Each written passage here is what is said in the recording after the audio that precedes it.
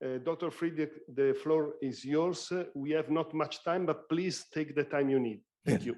Thank you very much for inviting me. And I have worked in this area since more than 41 years, and I think I have experience which is far ahead of shipping. So I will start with my presentation. I hope it works.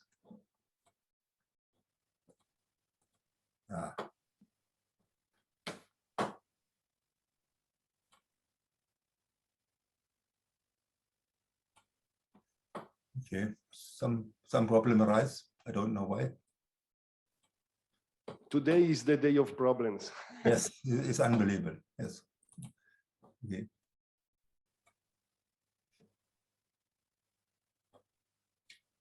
I have no idea why it's not working. Doesn't matter. You tell us Yes. in your own words. Then we will provide your presentation to everybody afterwards. Yes. I will start another computer in the meantime. So my point is, I have made as CAR many measurements of particle emissions in the whole area of Mediterranean, but also in North America, in South America, in Asia, in, of course, Africa, and everywhere. So I have measured all the same numbers. Why? It's the same ships. And this is the reason why I'm not talking about particles now, but I'm talking about NO2. And this, I think, will show you the problems, what we have. We have huge health impact of NO2, very often forgotten, because nitrogen dioxide affects our lungs, including increased inflammation on airways, cough, wheezing, reduced lung function, asthma attacks, and of course you go off more often to hospitals because of emergency. And we know it's also cause for asthma. We have lung diseases, lung cancer, anything what you don't want to have, you have, including the increased risk of premature death.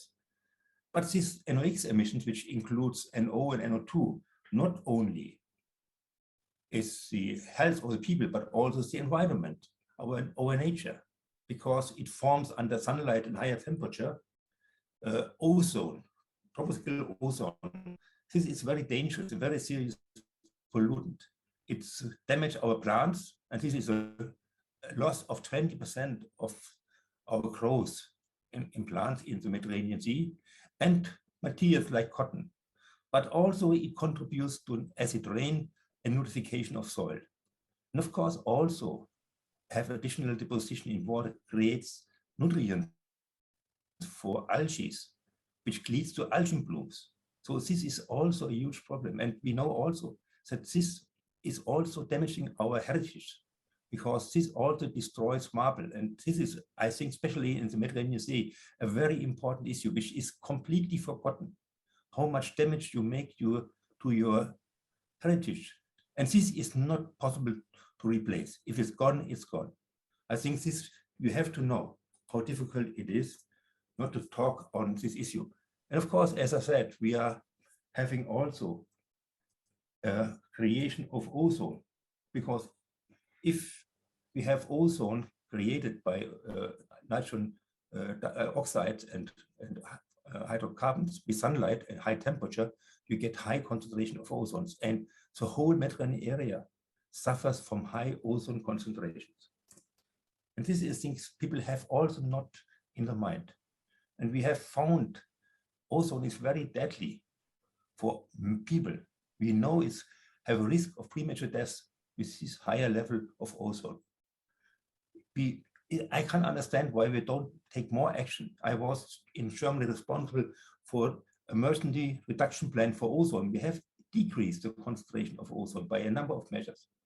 So, and we know this is really a big threat to our health, but also to our environment.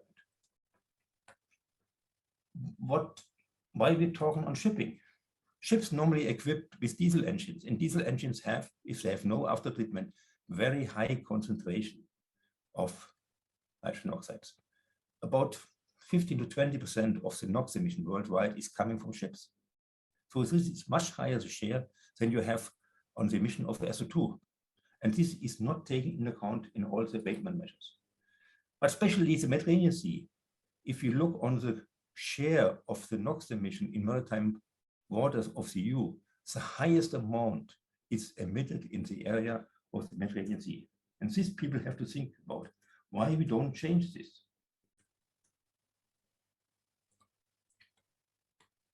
And if you look on the share of air pollution from shipping compared to other sectors in the EU, and you have about 75% of the NOx emission is coming from ships in the EU. This is the highest share. It's the same amount as SO2, but for PM2.5 is even higher. So why we don't take action on this? And if you look on the concentration maps of ozone, of NO2, you see the water is high level concentration of NO2 and of summer daily max ozone. This is, I think, unacceptable. This should be changed. And we know we can change this. It's not that we don't know how it is. And if you see the shipping lines and the NOx emissions, they really fit fantastically together, because on the water, you have not many other sources of emissions. It's just the ships. And you see exactly where the lines of the ships are going. Luckily, we can now measure these ships from satellite. So we know exactly where are the highest pollutants, and we see exactly where the ships are going. So it's easily now detect every single ship. And this, I think, is a good message, that we know where it is. Of course, the politicians have reacted, and we set up an EU directive in 2008 limits for NO2. It's for yearly average 40 microgram annual mean. This is exceeded in many areas in Europe, mainly because of the Dieselgate issue, but also by shipping. But I have seen many areas in Europe and looked where the monitoring station is. Many of the monitoring stations are not located correctly, especially in the south of Europe, in the east of Europe. And this has to be taken into account if you make any estimation. But the last 20 years, more and more research showed that the impact of NO2 is underestimated. So the WHO has acted on this and proposed last 2 months ago new guideline levels. And now the recommendation for NO2 is not anymore 40, which is a European limit, annual mean, down to 10, so 4 times lower. And I tell you, every location in the Mediterranean Sea will exceed this recommendation of the WHO, every. So I think we have to talk on this subject more serious. But if you look on the emission limits for ships, it's in the range of 9 to 8 gram per kilowatt hour NOx. If you look on the land side, on heavy duty emission limits, it's 0.4 limit, 4 grams per kilowatt hour. So much lower. Even the limits for an ECA is 2 grams. So we are far ahead. If these ships would go in on land, nobody would accept this. Why we accept this on the sea? If it Dr. Friedrich, I need to. We should need to have two slides. So we made a number of measurements in the ports with passive sampler, and in many areas in the ports, the limits of the 40 microgram is exceeded. So the conclusion is we need, because of this high level of NO, NO2, and ozone and particles, an urgent need not only to introduce SECA, but also a NECA, to emission control for nitrogen oxides, and also for PECA. And all the analysis we know, the benefit is much higher than the abatement cost. And as I know, the pictures Karl showed, I have a similar one, this is real life in the ports. The pollution from ships, I would not like to see in the next couple of years. Thank you very much.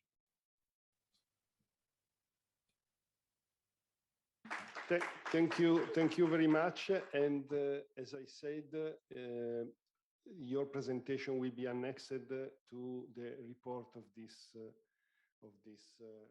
meeting now.